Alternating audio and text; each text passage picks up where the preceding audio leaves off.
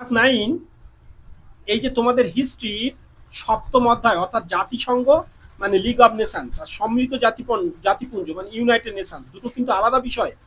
আর এইগুলো কে কবে প্রতিষ্ঠা করেন, তাদের কাজ কি, ইত্যাদি ইত্যাদি এই নিয়ে নানান ডাউট তোমাদের থাকে। আর এইটা নিয়েই মোস্ট ইম্পর্টেন্ট কোশ্চেন্স কি কি হতে পারে সেগুলো নিয়েও তোমাদের কিন্তু নানান প্রশ্ন থাকতেই পারে। তো দেখো আমরা এই অধ্যায় থেকে পুরো ডিটেলস কিন্তু এইখানে আমাদের সাহিত্যিক পর্বে সব কিছু ডিটেলস করা আছে। কিন্তু সেই ডিটেলস দেওয়ার আগে আমি একটা জিনিস তোমাদের বোঝাবো, যেটা না বুঝলেই কিন্তু এই চ্যাপ্টার সম্পর্কে তোমাদের কোনো ধারণা থাকবেই না, সমস্ত কিছু অল ইন ভেন হয়ে যাবে, সবটাই লস। আগে এইসব পয়েন্ট তো আছে, আমি তোমাদের জানাবো এগুলো কি কি আছে সব দেখাবো, কিন্তু এইখানে একটা জিনিস ভালো করে লক্ষ্য করো। এইখানে রয়েছে দেখো তো এই জাতিসংঘ সম্পর্কে ডিটেলস, আর এইখানে রয়েছে এই যে জাতিসংঘ এবং জাতিপুঞ্জের তাদের তুলনামূলক একটা আলোচনা করেছি, ডিটেলস একটা এখানে তাদের বিভিন্ন অঙ্গ অংশ বিভাগ সংস্থা ইত্যাদি বিষয়। আর এইখানে দেখো ভালো করে এই ছকটা আগে বুঝে নাও কি ব্যাপারটা ঘটছে, তোমরা এই ছকটাকে আগে বুঝে নাও। আমি একটু ছোট্ট করে একসাথে রাখছি, তোমাদের যদি দেখতে অসুবিধা হয় তোমরা পিকচারটাকে একটু দেখো। এখানে আমি একটু তোমাদের দেখাচ্ছি, দেখো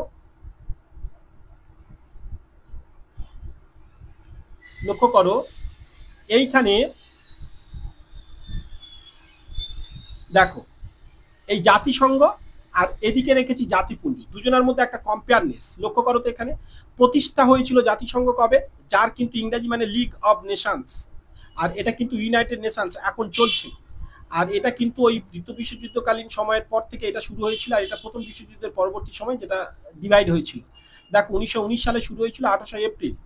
নামকরণ বা উদ্যোক্তা ছিলেন উড্রো উইলসন। এটা কিন্তু দেখো নামকরণ উদ্যোক্তা রুজভেল্ট। তুলনামূলক আলোচনা কিন্তু বুঝে নাও। প্রথম অধিবেশন বসেছিল কত সালে, প্যারিসে। এর প্রথম অধিবেশন কোথায় কোথায়, সান ফ্রান্সিসকোতে হয়েছিল। এর সভাপতি উড্রো উইলসন, আর এর সভাপতি তোমরা একটু জেনে নিও তোমাদের বই যদি থাকে। সদস্য সংখ্যা দেখো 40, 1920-তে শুরুতে, আর 1938-এ হয়ে যায় 46, ঠিক আছে। আর +2 করা, দেখো সদস্য সংখ্যা দেখো 51 শুরুতে, 1945, এবং বর্তমানে হয়েছে 193টি দেশ। সদস্য সংখ্যা মানে ওগুলো দেশের কথা। আর এইখানে পরিষদের স্থায়ী সদস্য 5জন, ফ্রান্স, ইতালি, জাপান, ইংল্যান্ড ও মার্কিন যুক্তরাষ্ট্র। পরে যদিও নিজেই মার্কিন যুক্তরাষ্ট্র নিজে এই কমিটি গঠন করে নিজেরাই যোগ দেয়নি, কেন এটা একটা প্রশ্ন করে, এটা তোমরা একটু দেখে নিও। এবার দেখো পরিষদের অস্থায়ী সদস্য তো 4জন। এখানে দেখো পরিচয়ী অস্থায়ী সদস্য কত আছে, 4জন, এটাকে লক্ষ্য করো। আর এইখানে বাকি প্রথম মহাসচিবকে এরিক ডুম্যান্ট, এর প্রথম মহাসচিবকে ট্রিকবিলি। আর পরিষদের অস্থায়ী সদস্য 6জন, এখন 10জন হয়েছে। এটাকে দেখো দ্বিতীয় মহাসচিব জোসেফ এভেনন, আর এর দ্বিতীয় মহাসচিব দেখো দ্যাগ হ্যামারশিল্ড। এবার দেখো শেষ মহাসচিব এখানকার বর্তমান চলছে অ্যান্তনিও গুতারিশ। আন্তর্জাতিক বিচারালয় কোথায় আছে, হল্যান্ডের রাজধানী হেগ। আর এখানেও এখনো বর্তমানে সেই হেগ। তো যাই হোক, সদর দপ্তর দেখো কার্যালয় এটা হচ্ছে জেনেভাতে, আর সদর দপ্তর বা কার্যালয় দেখো নিউ ইয়র্কে এটা আছে, ঠিক আছে, এটাকে লক্ষ্য করো। তো দেখো পরের পেজে চলে আসছি। এইখানে কিন্তু যেটা বোঝানোর সব থেকে গুরুত্বপূর্ণ বিষয়, দেখো জাতিপুঞ্জ লিগ অব নেশনস, তার জাতিপুঞ্জ এই জাতিসংঘ লিগ অব নেশনস জাতিপুঞ্জ, এদের মধ্যে একটা কম্পেয়ারনেস তুলনামূলক আলোচনা লক্ষ্য করো। আমরা এটা তোমাদের একটু দেখাচ্ছি। এইখানে যে ছকটা তোমাদের দেখাতে চাইছি, দুটো একসঙ্গে অঙ্গ অংশ বিভাগ সংস্থা, জাতিপুঞ্জের কি কি, জাতিসংঘের কি কি, জাতিপুঞ্জের কি কি, দেখো সেটা এখানে সাধারণ সভা, লীগ পরিষদ, সচিবালয়, আন্তর্জাতিক বিচারালয়, শ্রমিক সংগঠন। আর জাতিপুঞ্জ যেটা এখন চলছে, আর এটা কিন্তু অলরেডি দ্বিতীয় বিশ্বযুদ্ধের আগে এটা শেষ হয়ে গেছিল, ধ্বংস হয়েছে এটা আর কি। সাধারণ সভা, নিরাপত্তা পরিষদ, আন্তর্জাতিক বা সামাজিক পরিষদ যেটা অচি পরিষদ, আন্তর্জাতিক বিচারালয় কোথায় কি হয়েছিল, দপ্তর কোথায়, সেটা ডিটেলস এখানে কিন্তু দেওয়া আছে। এইখানে তোমরা একটু লক্ষ্য করো, প্রতিটি সদস্য দেশ সাধারণ সভার বৈশিষ্ট্য ডিটেলস দেওয়া আছে। প্রতিটি সদস্য দেশের থেকে 3জন করে প্রতিনিধি, মোট মাত্র এই যে একটি, আর বছরে একবার অধিবেশন শুরু হয়। এর কাজ কি, বিশ্ব শান্তি, নিরাপত্তা, আন্তর্জাতিক সমস্যা বিরোধ, সংখ্যালঘুদের সমস্যা ইত্যাদি সমাধান করা। লীগ পরিষদ কি, 5টি স্থায়ী সদস্য, 4টি অস্থায়ী সদস্য। স্থায়ী সদস্য ইংল্যান্ড, ফ্রান্স, ইতালি, জাপান আর মার্কিন যুক্তরাষ্ট্র। পরে 6টি স্থায়ী সদস্য আর 9টি অস্থায়ী সদস্য হয়ে যায়। তো এইখানে দেখো 3বার অধিবেশন বসে বছরে, সাধারণ সভার দ্বারা অস্থায়ী সদস্য নির্বাচিত হয়, এই সবার কাজ নির্বাচিত করা। আর সচিবালয় কোথায়, জেনেভায়। মহাসচিব দেখো কত কি সেটাকে দেখো, এখানে এরিক ড্রুম্যান্ড, দ্বিতীয় জেমস এডেলন, ওপারে দিয়েছিলাম যে চারটা, শেষকে, কাজ কি, এদের এইটা। এইভাবে আন্তর্জাতিক বিচারালয় দেখো এখানে ধারা 14 নম্বর অনুযায়ী হেগে, অর্থাৎ এখানে আন্তর্জাতিক বিচারালয় আছে, 15 জন বিচারপতি থাকেন, একজন প্রধান বিচারপতি। আর বলছে বিচারপতির প্রধান মেয়াদ 3 বছর, প্রধান বিচারপতির মেয়াদ, অন্যান্য বিচারপতির মেয়াদ 9 বছর। আর কাজ হচ্ছে কি আন্তর্জাতিক আইন, চুক্তির ব্যাখ্যা, বিবাদ মীমাংসা করা ইত্যাদি এদের কাজ। আর শ্রমিক সংগঠনগুলো দেখো ধারা 24 নম্বর, জেনেভায় শ্রমিক সংগঠনটা রাখা আছে, সদস্য রাষ্ট্রগুলি সভ্যের। এইবার জাতিপুঞ্জের ক্ষেত্রে ঠিক তাই, সাধারণ সভা কোথায় দেখো, সদস্য রাষ্ট্র দেখো 1945 থেকে 51 সালে এটা মানে সাধারণ সভা গঠন হয়েছে, বর্তমানে 193 জন। 1945 সালে ছিল 51 জন, বর্তমানে হচ্ছে 193 জন। প্রতিটি রাষ্ট্র থেকে 5 জন করে প্রতিনিধি এখানে থাকে, ভোট একটি, রাষ্ট্রগুলোর ভোট একটা একটা করে, যতজন সদস্য থাকুক যাই থাকুক। কাজ কি, বার্ষিক রিপোর্ট, পর্যালোচনা, বাজেট প্রস্তুত পাশ করা, এইগুলো এদের কাজ। নিরাপত্তা পরিষদ অর্থাৎ এখন যেটা চলছে, 11টি স্থায়ী সদস্য, 11টি সদস্য, স্থায়ী সদস্য 5টা, ইংল্যান্ড, ফ্রান্স, রাশিয়া, আমেরিকা, চীন। যদিও বর্তমানে ভারত চেষ্টা করছে এখানে স্থায়ী সদস্য স্থান পেতে। তো 6টি আছে এখানে, আমার মনে থাকবে না পরে, এই যে আছে এখানে আছে বলে দিচ্ছি, 6টি অস্থায়ী সদস্য। এইবার বলছে অস্থায়ী সদস্য 2 বছরের জন্য নির্বাচিত হয়। বর্তমানে স্থায়ী সদস্য 5, অস্থায়ী 10। আর ভিটো কি, ভিটো ক্ষমতা, অর্থাৎ এই স্থায়ী সদস্য দেশ কোনো একটা সিদ্ধান্ত নিতে গেলে এদের মধ্যে কেউ একজন যদি রাজি না থাকে সেই সিদ্ধান্ত গৃহীত হবে না। এটা এদের সর্বোচ্চ পাওয়ার এই স্থায়ী সদস্যদের। তাই তো অনেক ক্ষেত্রে আমরা চীনের দ্বারা আটকে যাচ্ছি বিভিন্ন ধরনের রীতি নিয়ম প্রয়োগ করতে গিয়ে, ভিটো প্রয়োগ করছে তারা। তো ফলে এই যে বিভিন্ন দেশ ভিটো প্রয়োগ করার ক্ষমতা দেওয়া আছে যাদের স্থায়ী সদস্য, তো এটার একটি সমস্যা বড়। তাই বর্তমানে ইউনাইটেড নেশন সম্পর্কে মানুষের ধারণা চেঞ্জ হচ্ছে ধীরে ধীরে। তো এইরকমই। তো দেখো আন্তর্জাতিক শান্তি ও নিরাপত্তা বিধান, সালিসি বিচার ইত্যাদি এইগুলো চলতে থাকে।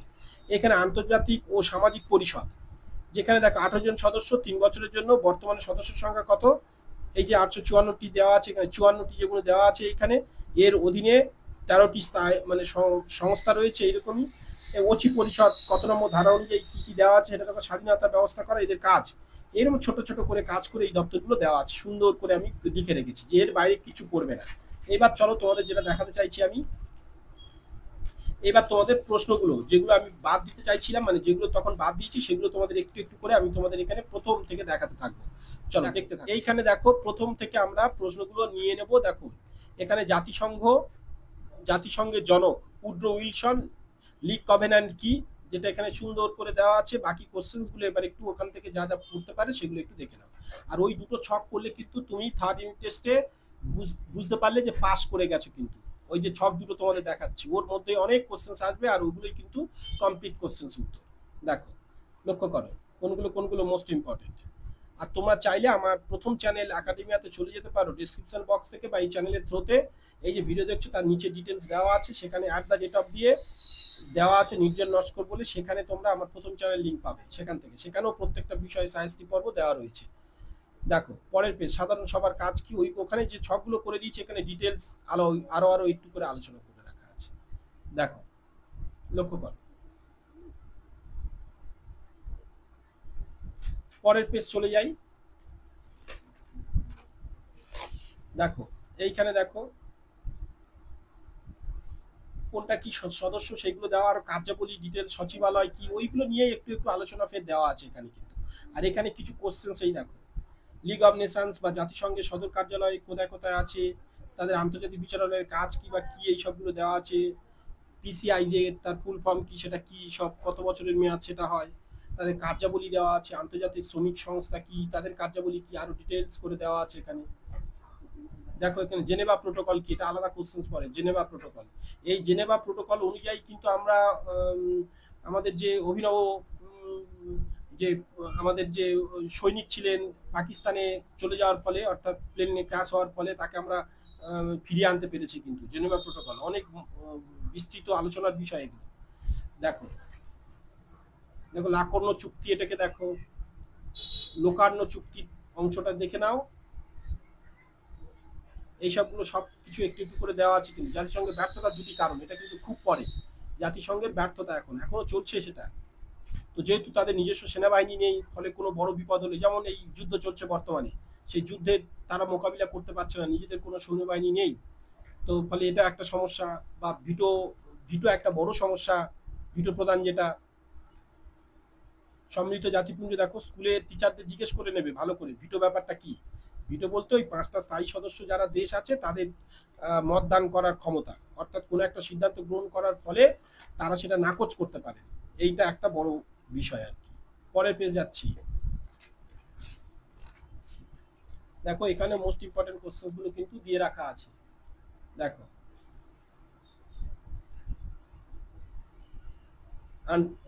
আটলান্টিক চার্টার অ্যাক্ট বা আটলান্টিক সনদ কি, ওয়াশিংটন ঘোষণাপত্র কি, দেখো এখানে দেওয়া আছে। মস্কো ঘোষণাপত্র কি, দেখো। তেহরান ঘোষণাপত্র দেখো।